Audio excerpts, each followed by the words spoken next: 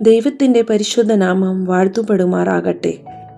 പ്രാർത്ഥനയുടെയും ഉപവാസത്തിൻ്റെയും നാളുകളിലൂടെയാണ് നമ്മൾ കടന്നു പോകുന്നത്. ഇന്നത്തെ ചിന്തയ്ക്കായി തിരഞ്ഞെടുത്ത വേദഭാഗം മർക്കോസിൻ്റെ സുവിശേഷം 1-ാം അധ്യായം 40 മുതൽ 45 വരെയുള്ള വാക്യങ്ങളാണ്.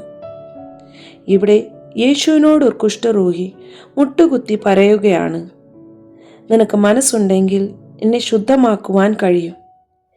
യേശുവിനെ സമീപിച്ച കുഷ്ഠരോഗിയിൽ മറ്റു പല കുഷ്ഠരോഗികളിൽ നിന്ന് വ്യത്യസ്തമായ മനോഭാവമാണ് നാം കാണുന്നത്. നിശ്ചയദാർഢ്യത്തോടെ വിനയാനിതനായി ഭക്തിപൂർവം അവൻ യേശുവിനെ സമീപിക്കുന്നു.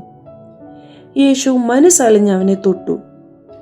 യേശുവിൻ്റെ ധീരമായ പ്രവൃത്തി പരമ്പരാഗത മതത്തെ വെല്ലുവിളിക്കാൻ പര്യാപ്തമായി.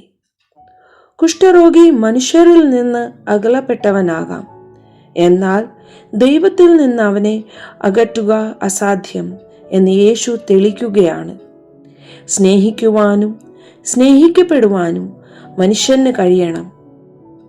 നീ ഇത് കൊട്ടിഘോഷിച്ച് നടക്കരുതേ എന്ന് യേശു തർജ്ജനം ചെയ്ത് പറഞ്ഞു. രോഗശാന്തി ശുശ്രൂഷകളിലും മറ്റ് രോഗസൗഖ്യം കൊട്ടിഘോഷിക്കാറുണ്ടല്ലോ.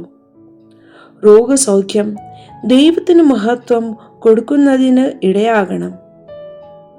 സംവേദനക്ഷമ നഷ്ടപ്പെട്ട നമ്മുടെ സമൂഹത്തെയും കുഷ്ഠരോഗം ബാധിച്ചിരിക്കുകയാണ്. മനുഷ്യബന്ധങ്ങൾ അറ്റുപോകുന്നത് വീണ്ടെടുക്കുവാൻ യേശുവിൻ്റെ സൗഖ്യദായക സ്പർശനം നമുക്കുണ്ടാകണം.